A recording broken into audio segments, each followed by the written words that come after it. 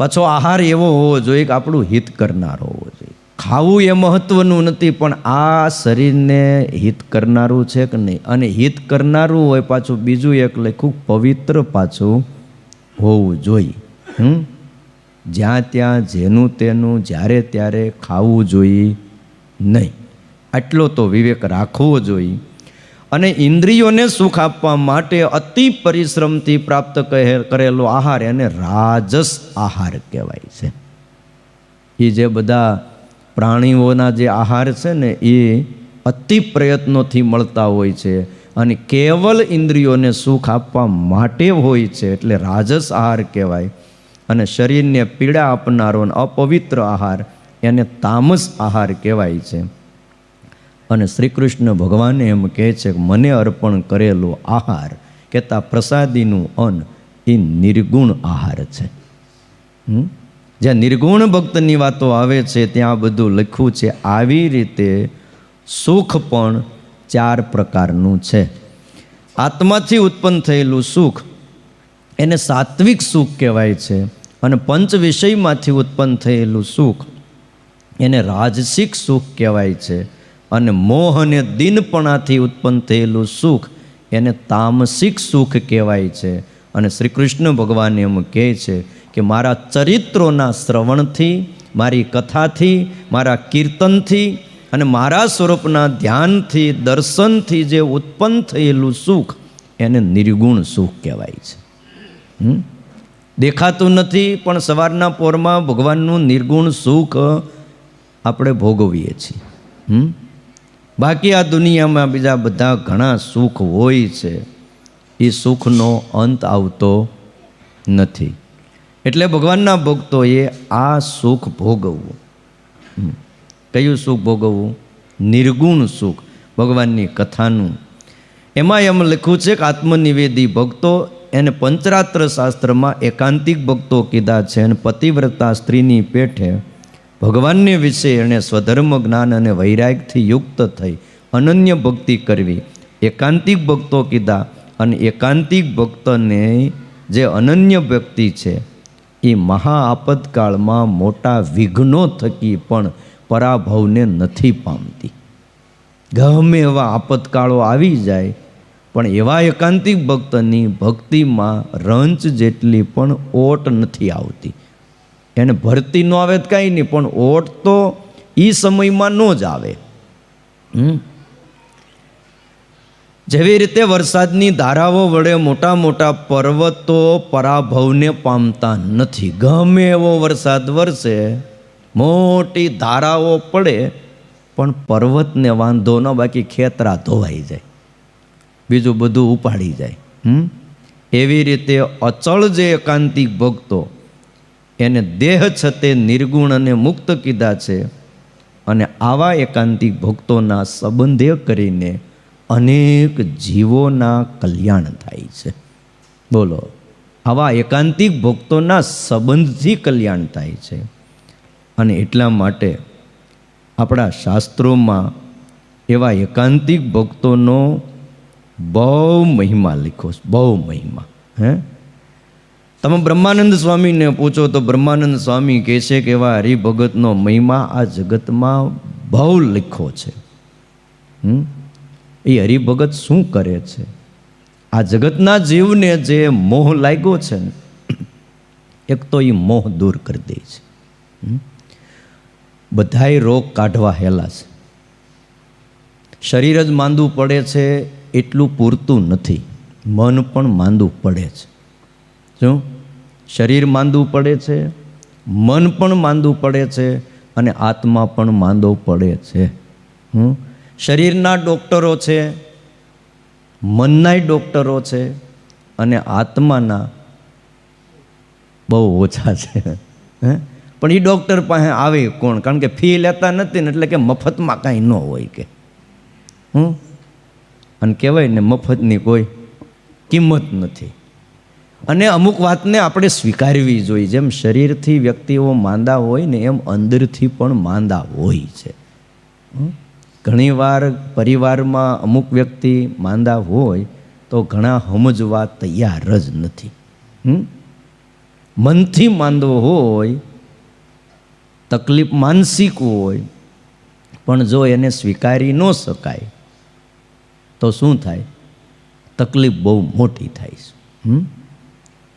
એટલે મનથી પણ માંદા હોય છે. ને આજના સાયન્સે સિદ્ધ કરી દીધું છે, પ્રૂફ કરી દીધું છે. એની દવા લે છે, વ્યક્તિઓ હાજા પણ થઈ જાય છે. કહો, ઘણા એવા પરિવારમાં હોય, તમે ગમે એટલું કહો ને, મને મજા નથી, મને ગમતું નથી, આમ કરે. એટલે વારે વારે પછી એનો તિરસ્કાર ને અપમાન પેલું થાય, એટલે વધતું જ જાય. એની કરતાં યોગ્ય ડૉક્ટરની સલાહ લઈ અને જો ટ્રીટમેન્ટ કરવામાં આવે તો એ વ્યક્તિ પણ પહેલાંની જેમ કામ કરતો થઈ જાય, બધાની આરે વ્યવહાર રાખતો થઈ જાય. પણ એને સમજવો અને એ કરાવવું ને એ કઠણ છે. પેટમાં દુખે, માથું દુખે, ઝાડા થઈ જાય, તાવ આવે, ઉલટી થાય, આ બધાનો સ્વીકાર થાય પરિવારના સભ્યોનો.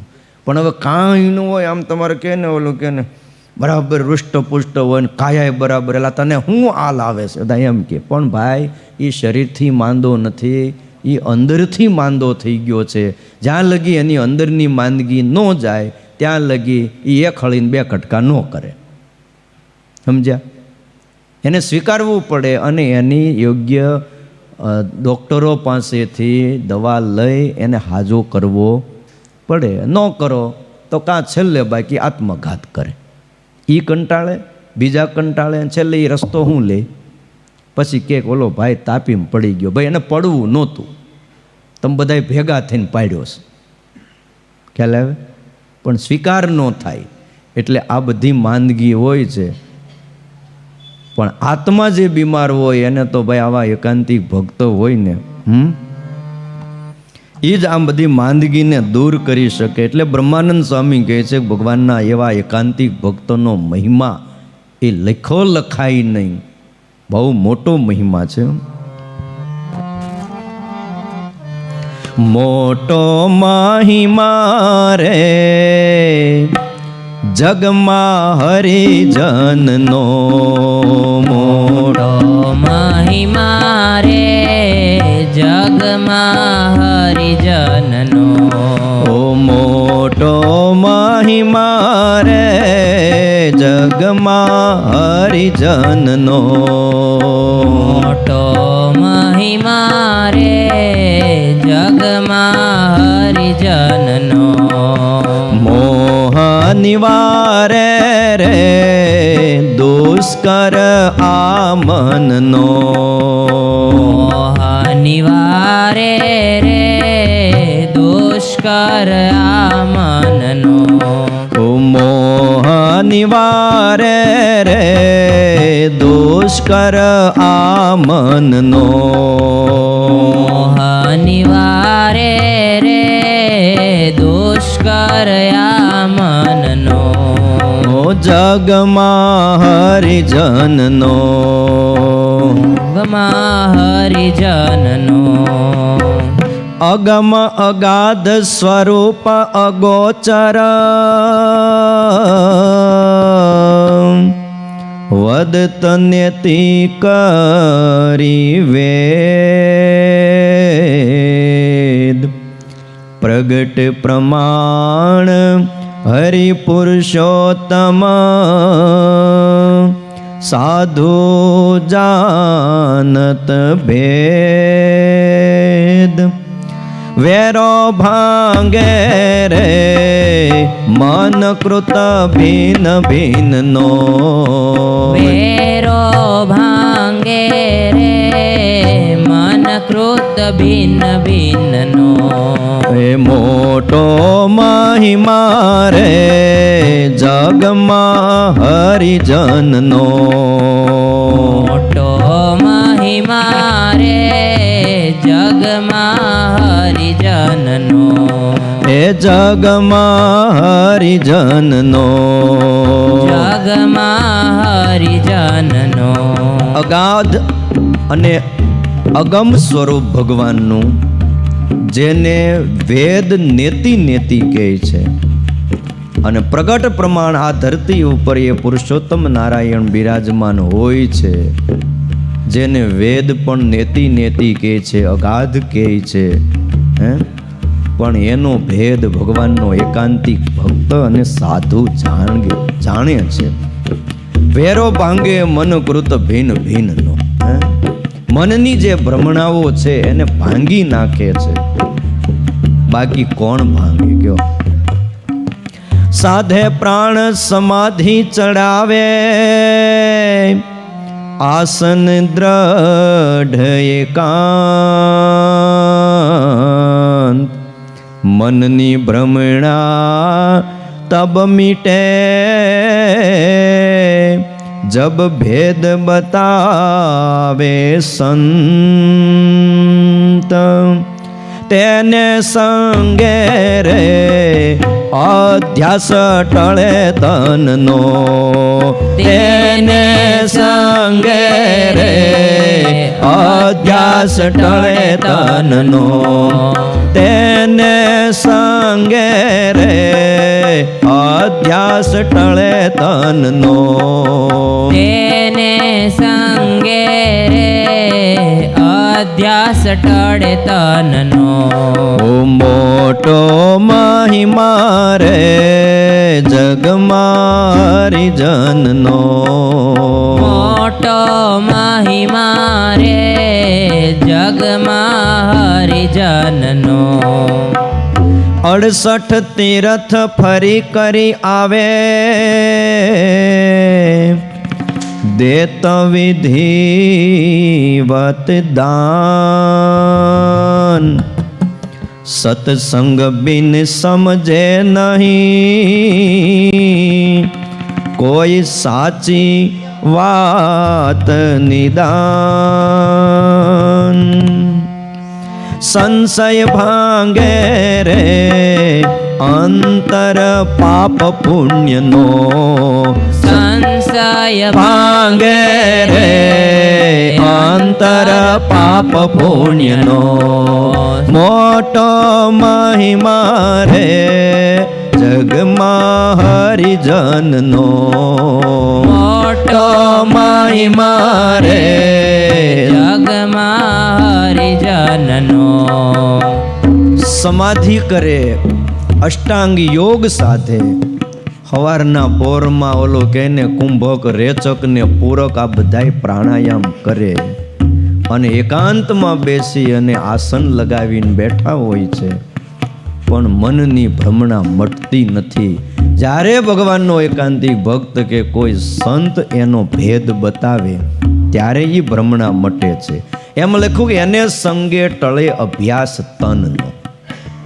સમાધિ કરતો હોય, અષ્ટાંગ યોગ સાધતો હોય, પણ દેહાભિમાન ટળતું નથી, એ ભગવાનના ભક્તના સંગે ટળે છે. અરે એટલું જ નહીં, જેટલી પ્રકારના દાન કહેવાય ને બધાય વિધિવત કર્યા હોય, 68 તીર્થમાં ફરીને આવ્યા હોય, પણ સત્સંગ વિના એ કોઈ સમજે નહીં. સાચી વાત નિદાન. પાપ અને પુણ્યનો સંશય એને ભાંગી જાય છે જો એવો એકાંતિક ભક્ત મળે તો. શ્રુતિ સ્મૃતિ સબહી મિલ ગાવત, સંત સમાગમ સાર, ભવસાગર તરવાને કારણે, નાવ રચ્યો કીર્તાર. બ્રહ્માનંદ શરણો રે ન તજે સંત જનનો, બ્રહ્માનંદ શરણો રે ન તજે સંત જનનો, બ્રહ્માનંદ શરણો રે ન તજે સંત જનનો, બ્રહ્માનંદ શરણો રે ન તજે સંત જનનો.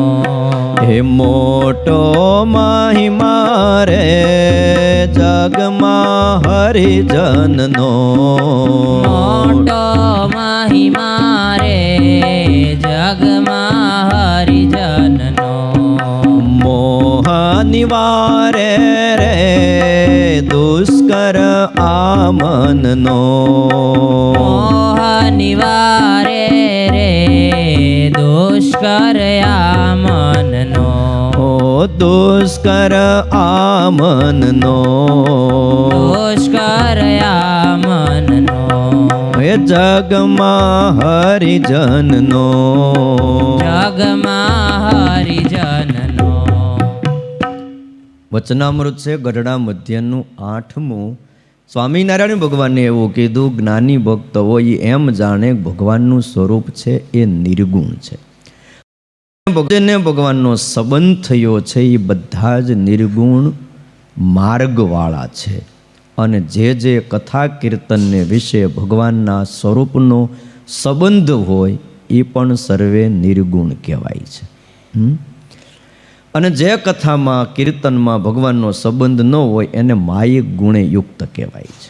એટલે જગતના જે કીર્તનો, જગતની જે વાતો જેમાં ભગવાનનો સંબંધ નથી, આ બધા જ માયિક ગુણે યુક્ત કહેવાય છે. અને જો જેને ભગવાનની પ્રાપ્તિ ન થઈ હોય અને ઉઘાડા થઈને ફરે તો એ નિર્ગુણ ન કહેવાય. ઘણા આ જગતમાં દેખાય છે, કપડાં જ નહીં પહેરવા.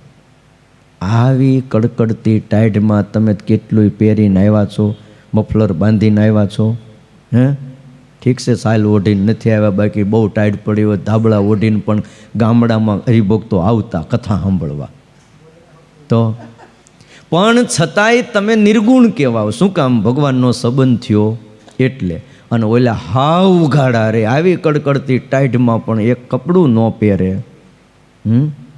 તોય એને શું કહેવાય છે? માયિક ગુણે યુક્ત કહેવાય.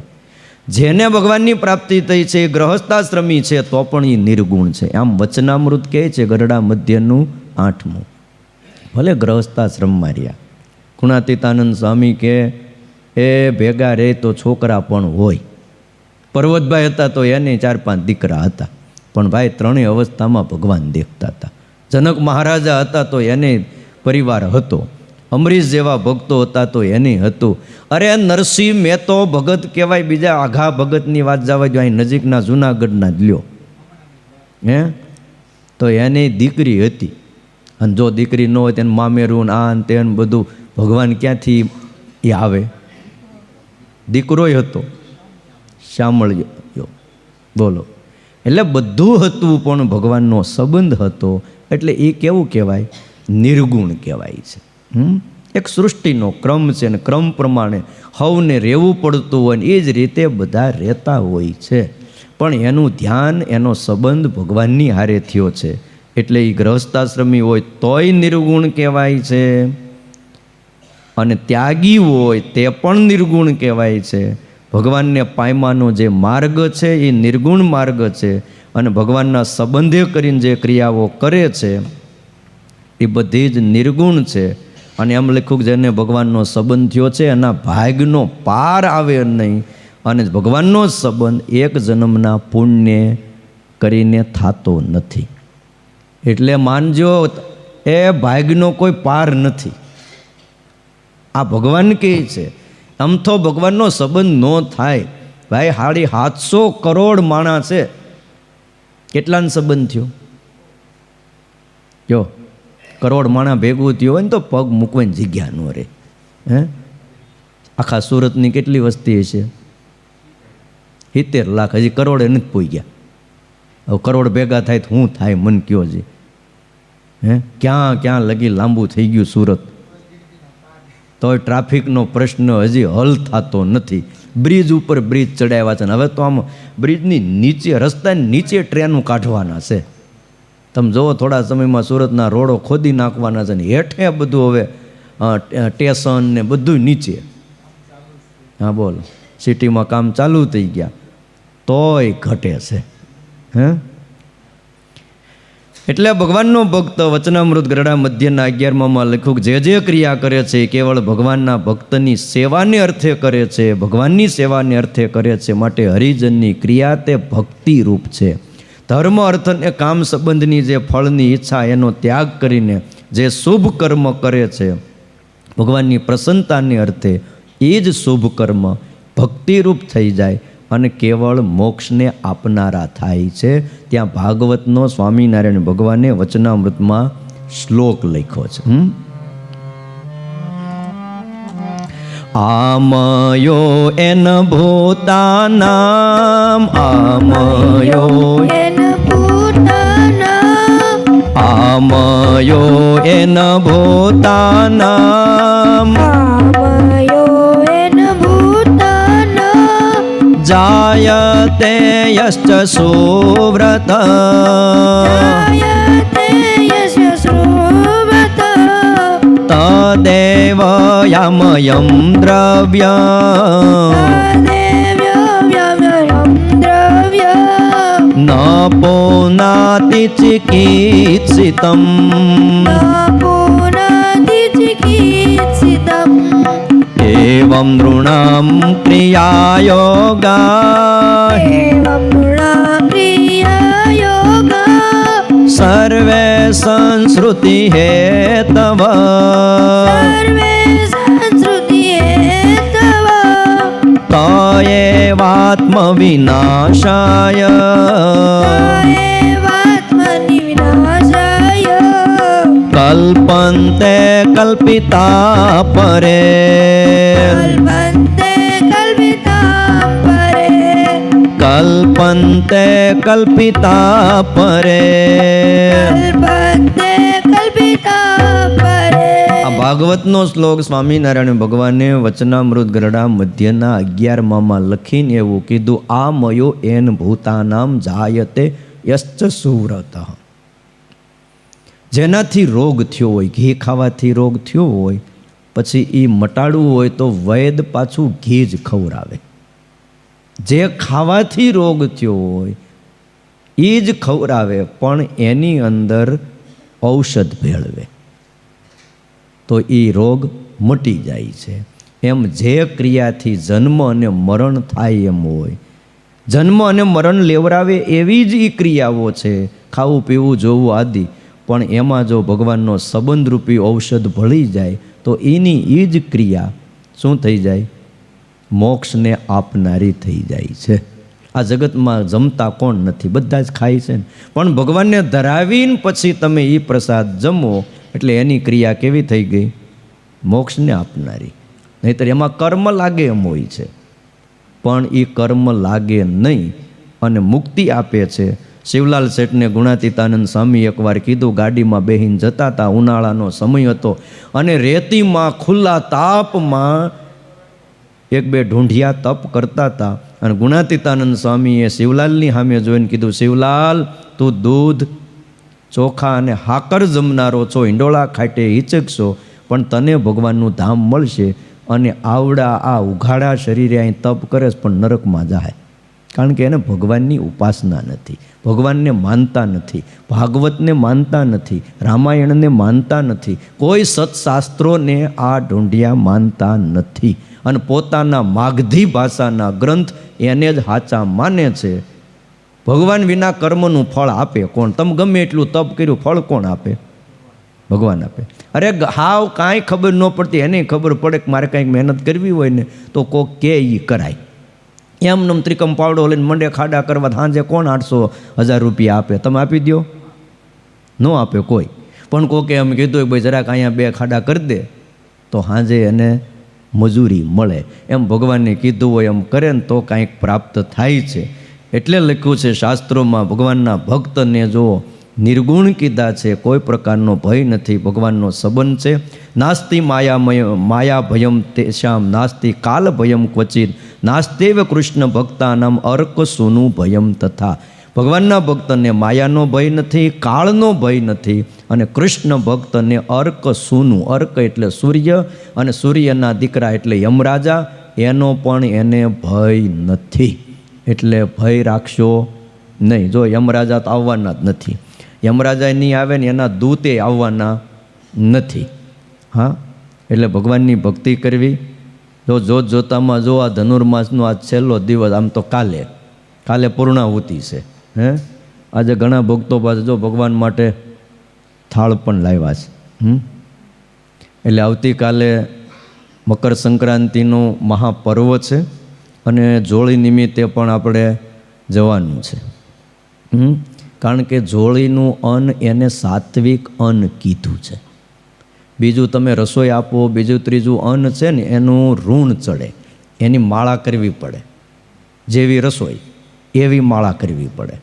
પાકી રસોઈની વધારે, કાચી રસોઈની થોડી. પણ જે જોળીનું અન્ન છે એ સત્સંગી હોય, બિન સત્સંગી હોય, ગુણભાવવાળા હોય, ભલે ચપટી લોટ આપ્યો હશે પણ ભાઈ એને ઠેઠ ભગવાન સુધી પહોંચશે અને સંબંધ થાય એટલે એનું પણ કલ્યાણ થાય. બાકી અહીંયા બેઠા હવે અનાજ આમ તો જોઈને કેટલું જોઈ વરદાડામાં બોલો. એક હરિભગતને કોઈને કયો મોટો હરિભગત હોય તો એ અનાજ આપી જાય, પણ એની મહત્તા નથી. સ્વામિનારાયણ ભગવાનને ઘણા કહેતા પ્રભુ આ બધું રહેવા દો, આ મંદિરો કરો છો. મહારાજ કે અમે ચપટી વગાડીને તો હોનાના મંદિર આકાશમાંથી ઉતારીએ, પણ તમે બધા સેવા કર્યા વગર રાજી કેમ કરશો? આમાં કોઈનું થોડુંક પણ વપરાશે તો એનું કલ્યાણ થાય. એટલે જોળીમાં આપણે જવાનું છે ને તમારે હારે રહેવાનું છે. હો અમરસિંહભાઈ, ખંભે જોળી લેવાની છે આપણે, ધરમજીભાઈને દાદાને બધાને. ખ્યાલ આવ્યો? હા, એમાં હરિભગતના દર્શન થાય ભાઈ, સાધુના કોઈને દર્શન થાય. બાકી બધા ડીજે લઈને અગાસીમાં ચડી ગયા હોય, પણ આ તો સાધુ આવે એટલે હેઠા ઉતરે, બાકી હેઠા ઉતરે એમ નથી કોઈ. ઓલા બોલાવે હાલ ને હેલા સ્વામી આવ્યા, જરા દર્શન તો કરી, પગમાં પડ. બાકી આખો દી ડીજે લઈ અને અગાસીમાં બાયું બધાય હો, પાછા ગેટે તાળા મારી દીધા હોય. ખાવાય હેઠે ન આવે, બોલો અગાસીમાં બેઠા બેઠા કાલ તો. એટલે કાલે મકર સંક્રાંતિનું પર્વ છે, કથાની પૂર્ણાહુતિ ધનુર્માસની થશે, ઠાકોરજીનું પૂજન થશે, સંતોનું પૂજન થશે અને પર્વ બહુ સારું છે. એટલે કંઈક દાનનો પણ સંકલ્પ કરવો. આજનો પ્રસાદ છે અમારા રમેશભાઈ સાંજણા વાવ, એમના તરફથી ધનુર્માસનો પ્રસાદ છે. અને જુગલભાઈ પણ અમારે ખજૂર લાવ્યા છે. હું જુગલભાઈ? લાભભાઈ છે. આ બધા ઘણા હરિભક્તો છે. આ છેલ્લો દિવસ ને આવો જે હાજર હોય. અને પછી રમેશભાઈ ન આવ્યા તો બહેનોમાં કોઈ એમના સંબંધી આવ્યા હોય તો ત્યાં એક હાર પછી પહોંચાડી દેજો. આવો જુગલ ભગત ને લાભભાઈ ને બધા. થાળ કોણ લાવ્યું છે આજે? હા, રમેશભાઈ સિરોડા ને એ બધા. આવો લાભભાઈ, એનો છોકરાને મોકલો. આવો. બોલો હરિકૃષ્ણ મહારાજની જય. શ્રીપતિમ શ્રીધરમ સર્વદેવેશ્વરમ ભક્તિધર્માત્મજમ વાસુદેવમ હરિમ